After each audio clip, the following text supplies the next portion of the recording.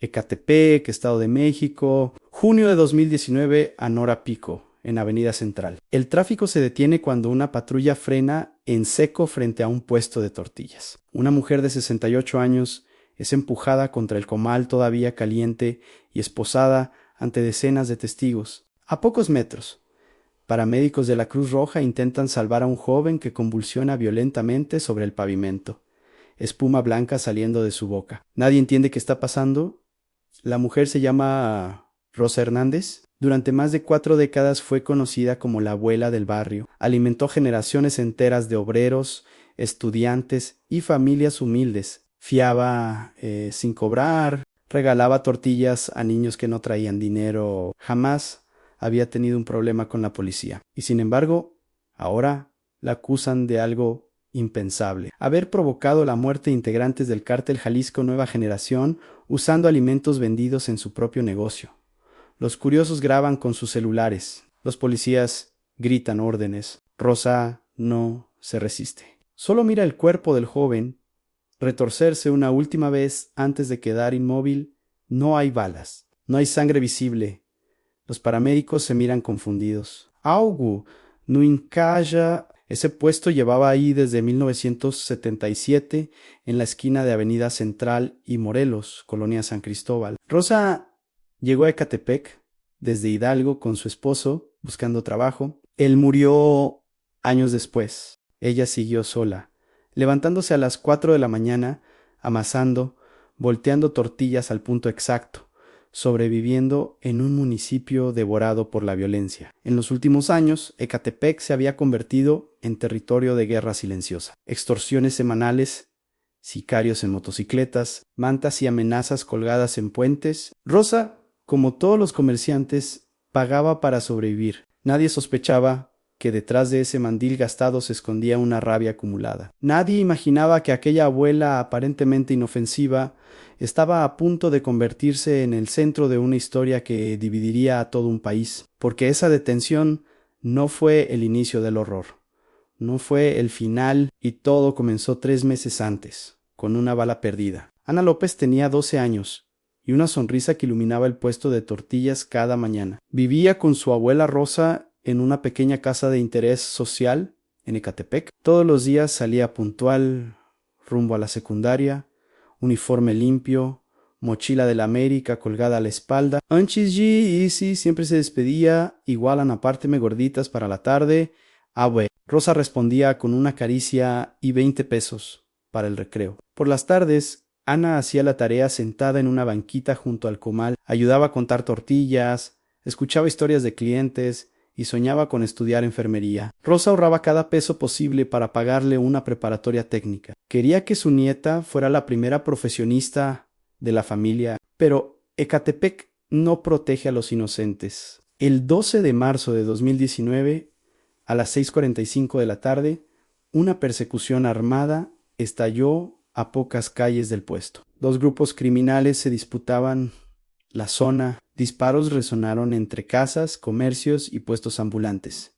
La gente corrió a refugiarse. Ana caminaba de regreso a casa tras estudiar con una amiga. Una bala la alcanzó por la espalda. Otra impactó segundos después. La niña cayó sin entender qué estaba pasando, su cuaderno abierto en el suelo. Cuando Rosa escuchó las sirenas, sintió el pecho romperse. Corrió descalza por la avenida empullando gente, ignorando autos. Llegó justo cuando los paramédicos intentaban reanimar a Ana. La niña apenas alcanzó a susurrar: «Me duele mucho, abue». Murió minutos después en sus brazos. 17 personas presenciaron el ataque en 17.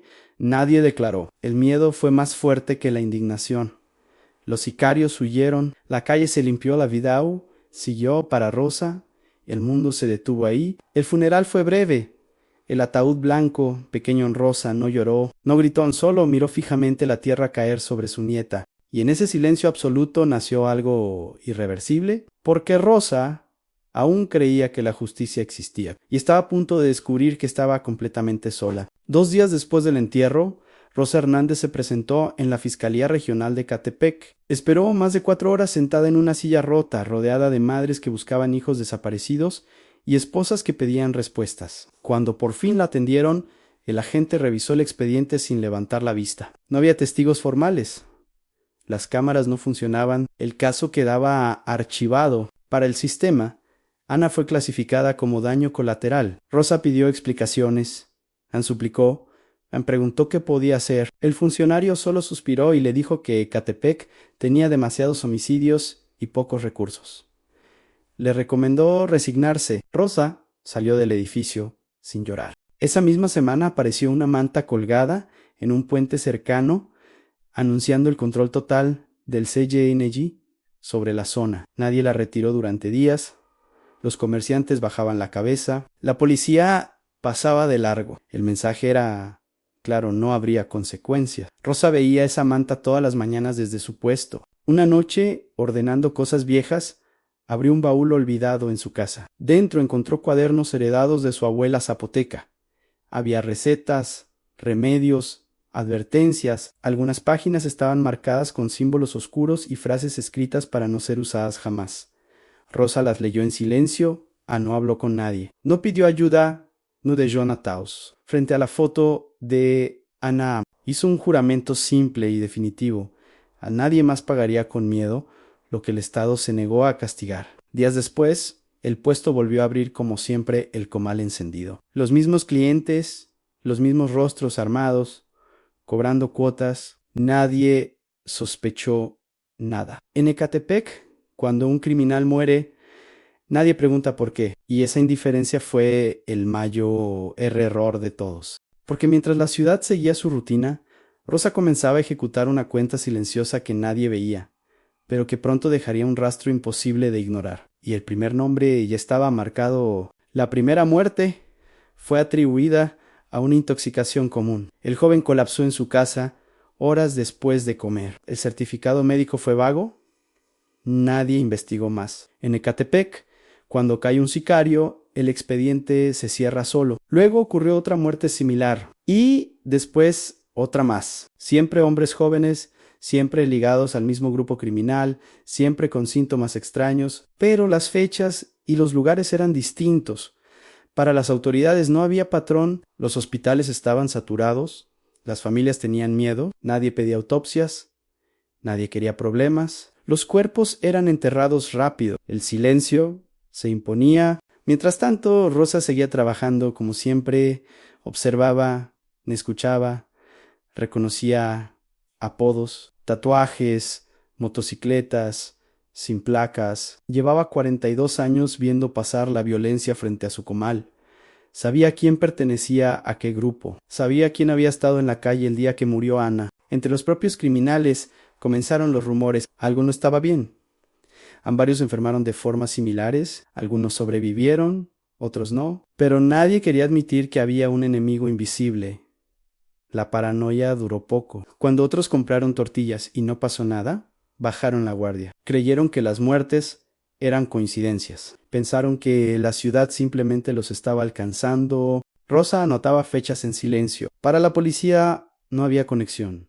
Para la fiscalía no había prioridad. En una ciudad donde mueren decenas cada mes, nadie iba a gastar recursos investigando criminales muertos. Eso permitió que el conteo avanzara sin interrupciones, hasta que una noche los mismos hombres que habían sembrado el terror decidieron reunirse todos en un solo lugar para celebrar. Creyeron que estaban a salvo, creyeron que habían ganado, y sin saberlo, facilitaron el cierre de una historia que ya no tenía marcha atrás, porque cuando el horror ocurre en grupo, ya no puede esconderse. Y esa noche, Ecatepec despertaría. El 10 de junio de 2019, una casa de seguridad en Ecatepec se llenó de música, alcohol y armas. 15 hombres celebraban el control total de la zona. Reían, planeaban, nadie pensaba en la muerte.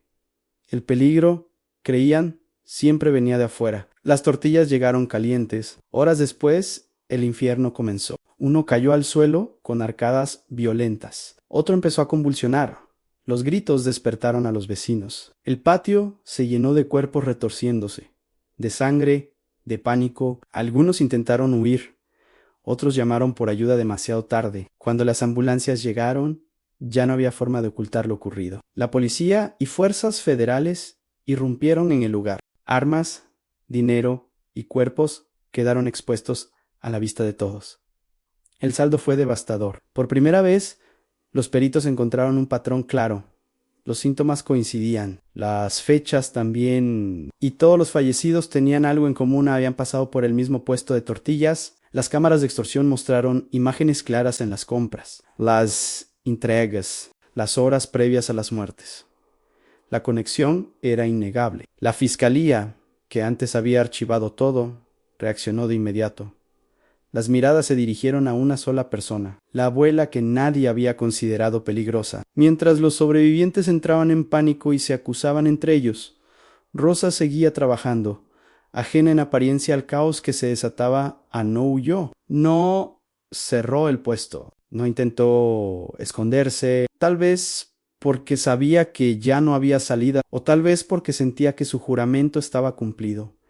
Pero la ciudad ya había despertado, y cuando el Estado finalmente decidió actuar, no lo haría con compasión, sino con todo el peso de la ley, porque la venganza había sido silenciosa, pero el castigo sería público. El 15 de junio, a las 6 de la mañana, Rosa Hernández fue detenida frente a su puesto.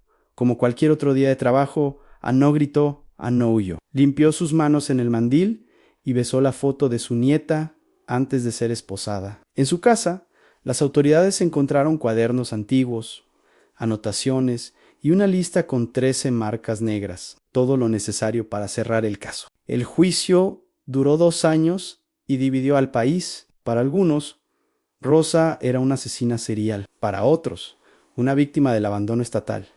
Para muchos vecinos, una heroína silenciosa. La defensa alegó trauma y negligencia del Estado. La fiscalía sostuvo que nada justificaba una venganza premeditada. Los expertos debatieron si actuó con plena conciencia o impulsada por el dolor. En 2021, la sentencia fue definitiva a 55 años de prisión. Antes de ser llevada, Rosa dijo una sola frase por Ana.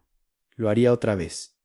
Su puesto fue clausurado. Un mural con alas y el nombre de su nieta apareció en la calle. La lluvia lo borró varias veces. Los vecinos siempre lo repintaron. La violencia en Ecatepec no terminó. Otros grupos ocuparon el vacío. Nuevas extorsiones comenzaron. Nada cambió realmente. La historia de Rosa se volvió leyenda urbana, memes, documentales, debates interminables. Algunos la recuerdan como justicia popular. Otros como una advertencia, porque cuando el Estado falla, el dolor no desaparece, se transforma. Y la pregunta sigue abierta, ¿fue Rosa Hernández una criminal más, o el reflejo más brutal de un sistema que abandonó a los inocentes? La respuesta depende de quién la cuente, pero Ana no volvió. Y Ecatepec sigue sangrando.